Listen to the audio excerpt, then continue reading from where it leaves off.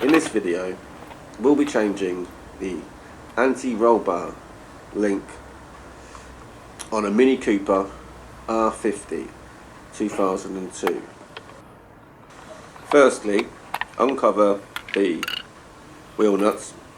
There is no indentation on this wheel, so just a flathead, and remove it from the car. Loosen all 4 wheel nuts before fully jacking up the car.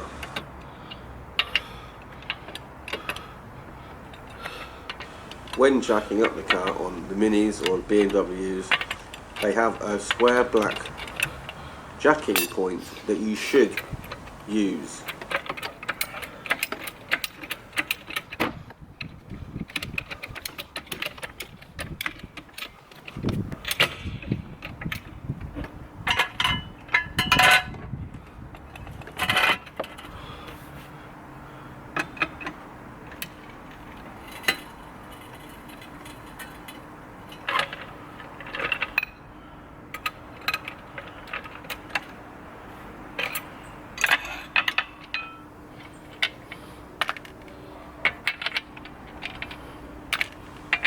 Note that there are 2 axle stands on each side of the car. This is because of the anti-roll bar link we are replacing. When one side of the car is under pressure, it puts pressure on both sides. This is how the anti-roll bar link works, to minimise roll. So the front end of the car needs to be level and both front wheels off the ground.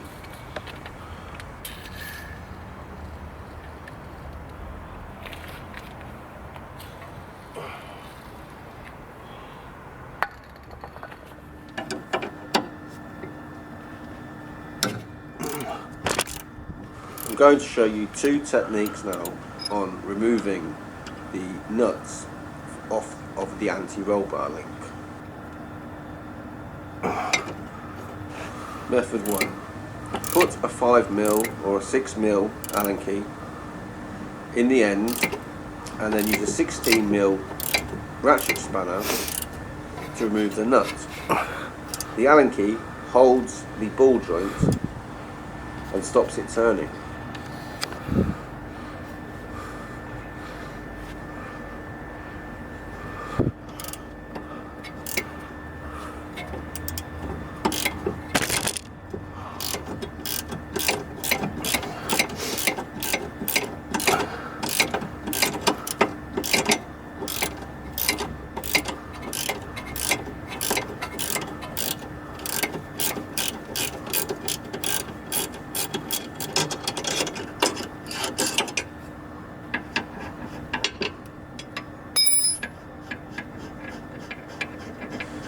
If the car wasn't supported by 2 axle stands on both sides of the vehicle, the anti-roll bar link would not pop out like this, as easy as this.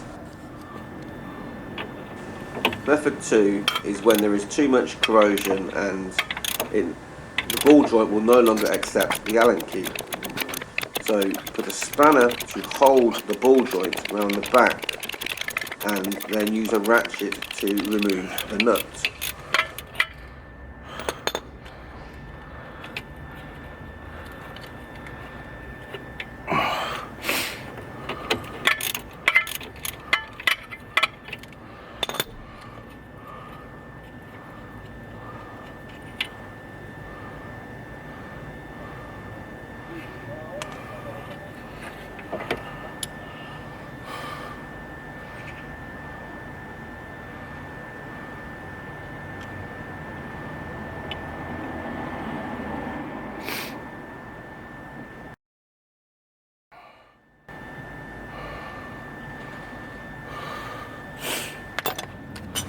You should always compare the new parts with the old parts.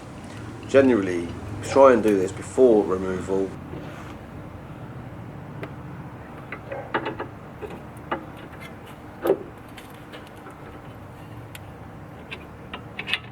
Adjust the ball joints now so they slot in where you took the old one from. one end will go on a suspension leg, and the other end will go onto the anti-roll bar.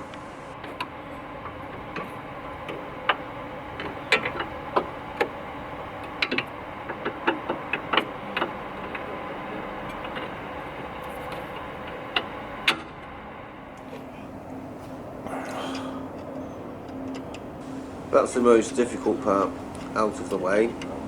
Just a case now of securing the new parts in place.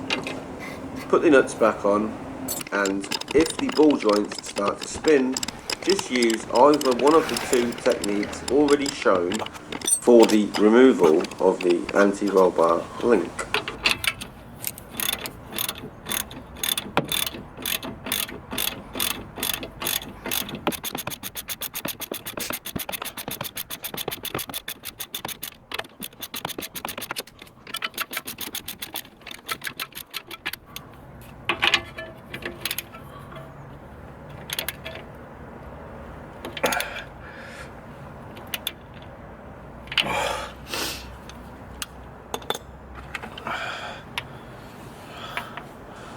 It's always a good idea to torque the nuts or bolts up to the manufacturer's recommended spec.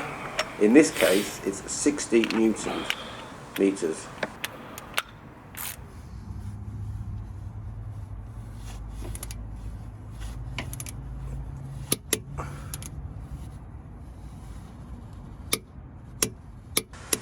It's very important that you don't just go and try and do it up as tight as you possibly can, because you may damage the threads and you will have a very difficult time and job in removing the parts again.